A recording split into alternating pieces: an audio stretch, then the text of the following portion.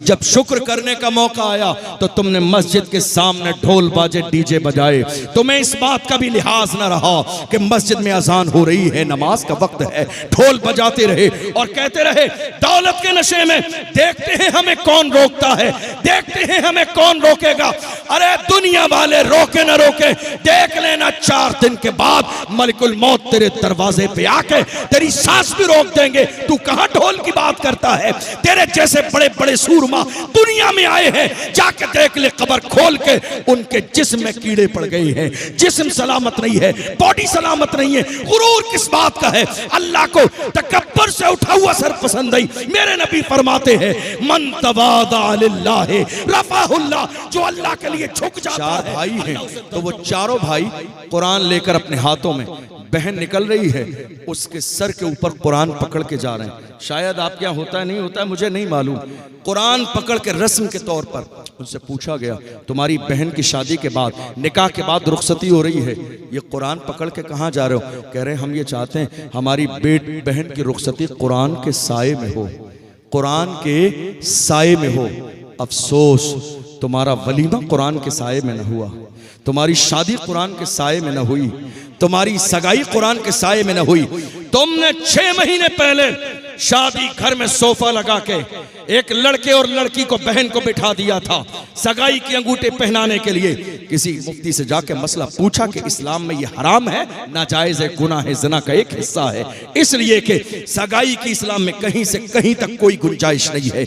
ये सगाई हमारे यहाँ फिल्मों से आई है, ड्रामों से आई है, वरना जब तक निकाह और शादी ना हो जाए एक मर्द किसी गैर औरत के हाथ को पकड़ ही नहीं सकता है, उसके हाथ में अंगूठी पहना ही नहीं सकता है।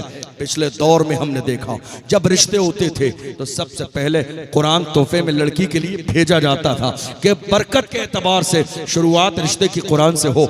आज हमारा दौर बदल गया, हम सबसे पहले मोबाइल फोन भेज रहे हैं ताकि हमारे रिश्ते की शुरुआत मोबाइल फोन से हो। किस काम के लिए? रात के 4-4 बजे तक मोबाइल फोन इस्तेमाल कर रही है हमारी बेटी और हमारे बेटे। कौन नहीं जानता है? क्या लड़की की माँ नहीं जानती है कि लड़की क्या कर रही है? क्या लड़के का बाप और उसके घर वाले नहीं जानते हैं क्या कर रहे हैं? याद रखना यह भी ज़िना का एक हिस्सा है, और जितने लोग जानते हैं वो सब के सब इस गुनाह में बराबर के शरीक हैं। तुम सोच रहे हो आज सलाहुद्दीन अय्यूबी पैदा क्यों नहीं होते, आज टीपू सुल्तान पैदा क्यों नहीं होते, आज औरंगजेब आलमगीर पैदा क्यों नहीं होते, आज अर्तुगरुल गाजी पैदा क्यों नहीं होते? बात सिर्फ इतनी है, जब माएँ किरदार वाली होती थी तो बेटा सलाहुद्दीन पैदा होता था, जब माएँ हया वाली होती थी तो बेटा टीपू सुल्तान पैदा होता था, जब माएँ हया वाली और पर्दे वाली होती थी तब जाके बेटा अर्तुगरुल गाजी पैदा होता था, जब माएँ तहज्जुद गुजार होती थी तब जाके बेटा तारिक इब्न ज़ियाद बनता था। आज हमारे घरों में ज़बानी तौर पर इस्लाम बाकी है लेकिन प्रैक्टिकल हमारे घरों में इस्लाम बाकी नहीं है। काश कि हमने अपने घर में बेटियों को मोबाइल फोन नहीं, हाथ मिला के पर्दा दिया होता तो हमारे घर का हाल ये ना होता जो आज हमारे घर का हाल हो गया। जरूरत इस बात की है, बेटियों से आप क्या समझ रहे हैं? इस्लाम ने मना किया है बेटियों से मोहब्बत करने का।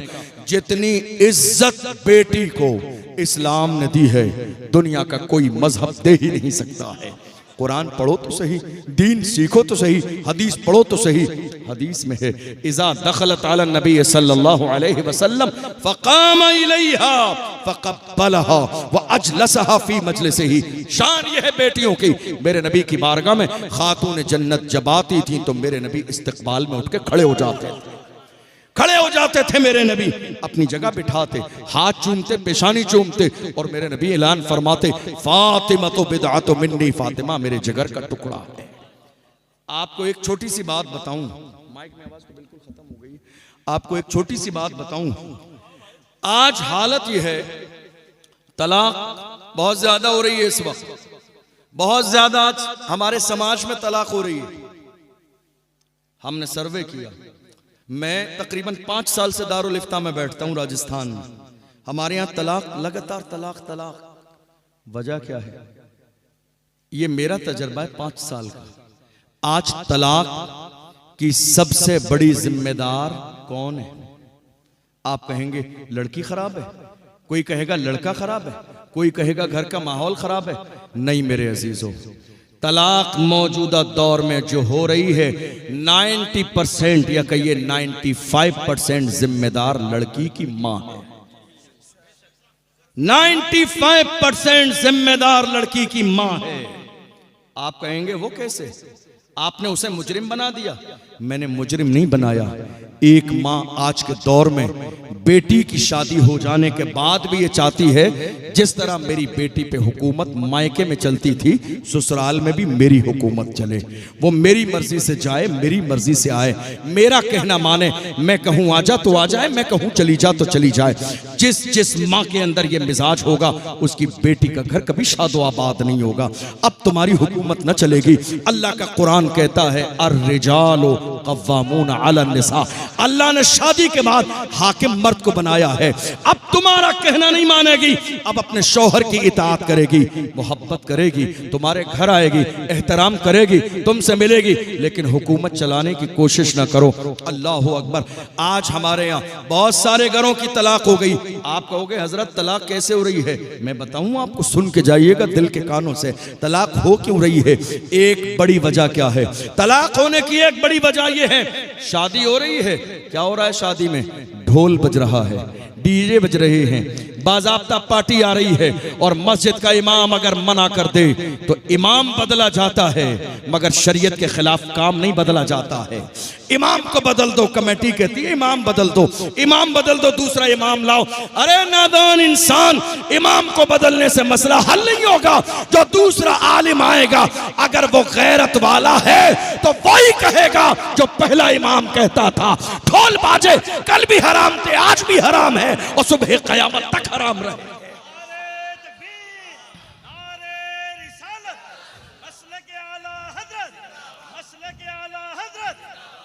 मुझे बताओ, बेटा तुम्हें किसने दिया? खुदा ने। बेटा किसने दिया? खुदा ने। रिश्ता किसने दिया? खुदा ने। शादी का गैब से इंतजाम किसने कराया? खुदा ने।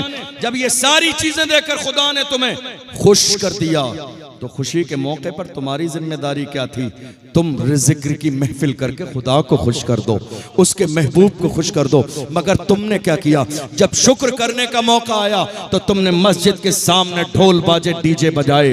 तुम्हें इस बात का भी लिहाज न रहा कि मस्जिद में अजान हो रही है, नमाज का वक्त है। ढोल बजाते रहे और कहते रहे दौलत के नशे में, देखते हैं हमें कौन रोकता है, देखते हैं हमें कौन रोकेगा।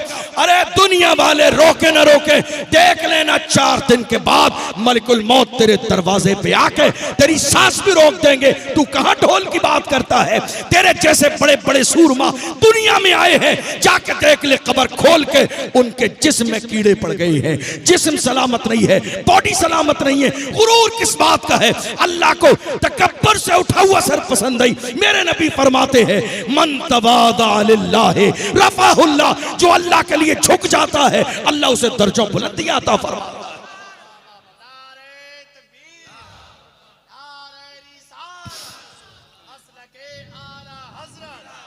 मेरे आका सल्लल्लाहु अलैहि वसल्लम ने फरमाया जिस काम की शुरुआत, देखो तलाक कहां से हो रही है, जिस काम की शुरुआत अल्लाह के जिक्र से होती है वो अधूरा नहीं रहता है, पूरा होता है। जिस काम की शुरुआत अल्लाह के जिक्र से, आपने शादी कैसे की? अल्लाह के जिक्र से नहीं की, शैतान को राजी करके कही। हमने ये देखा, आज तवज्जो है आपकी, आज अगर कोई बेटी कह दे मेरे ससुराल वाले मुझसे काम करने के लिए कहते हैं किचन का काम, तो घर वाले जाके कहते हैं अमीर की बेटी है, बड़े बाप की बेटी काम नहीं करेगी।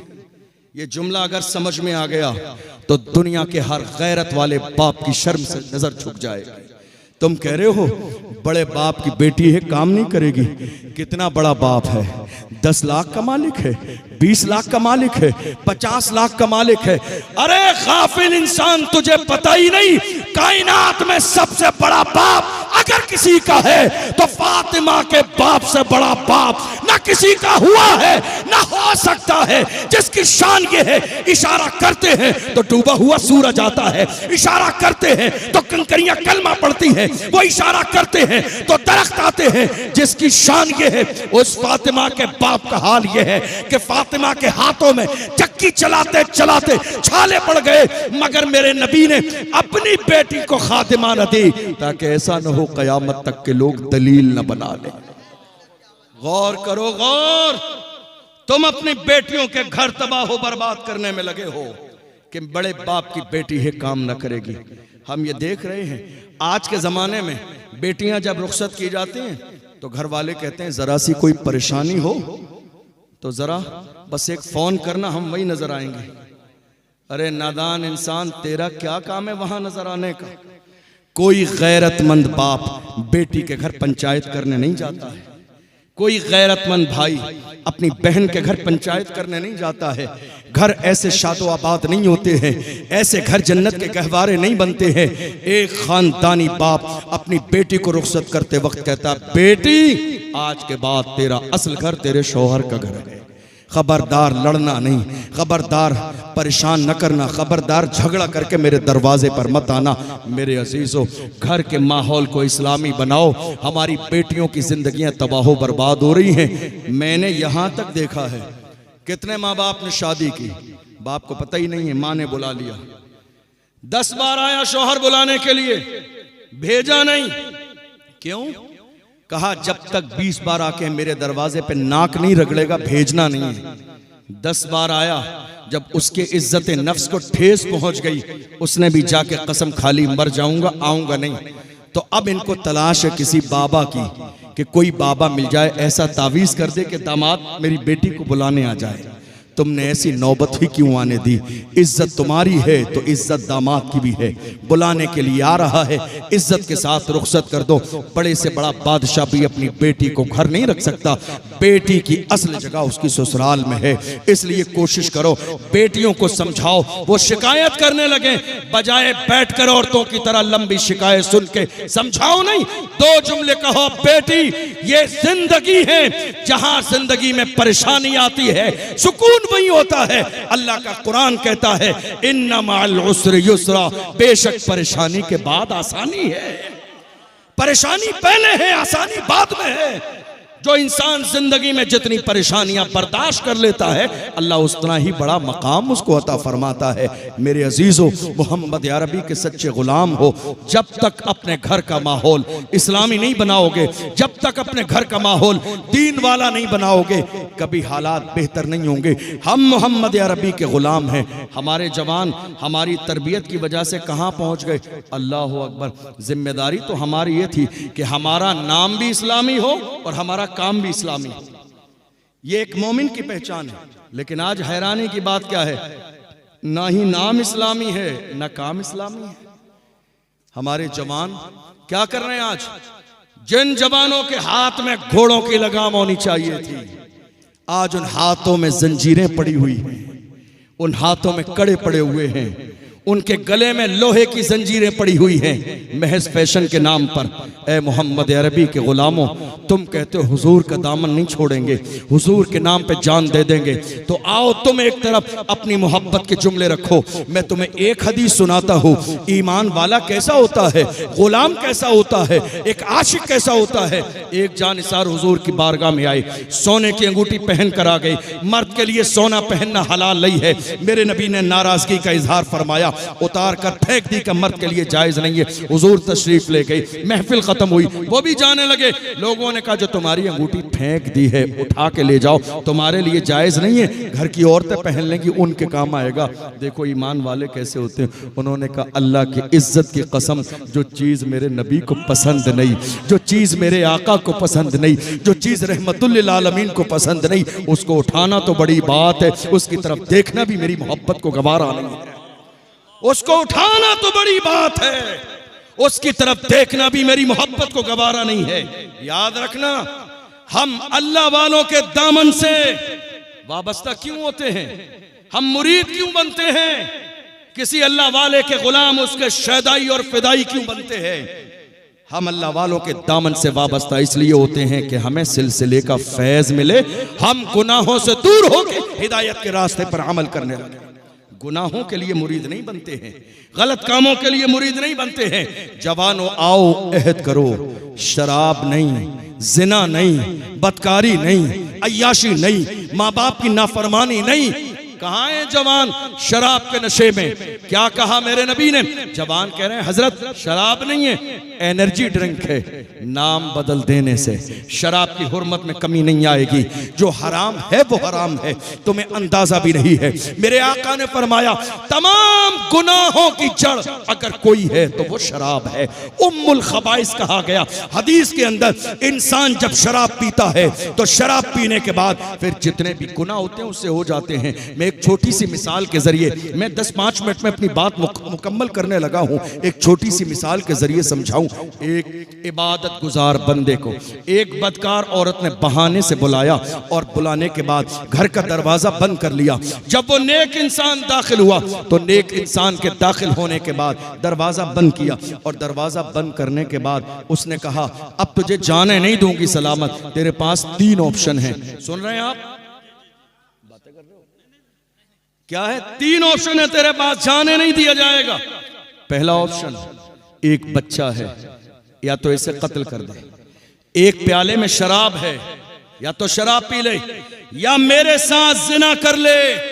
ये 3 ऑप्शन है तेरे पास, तीनों में से कोई एक करना पड़ेगा वरना जाने न दिया जाएगा।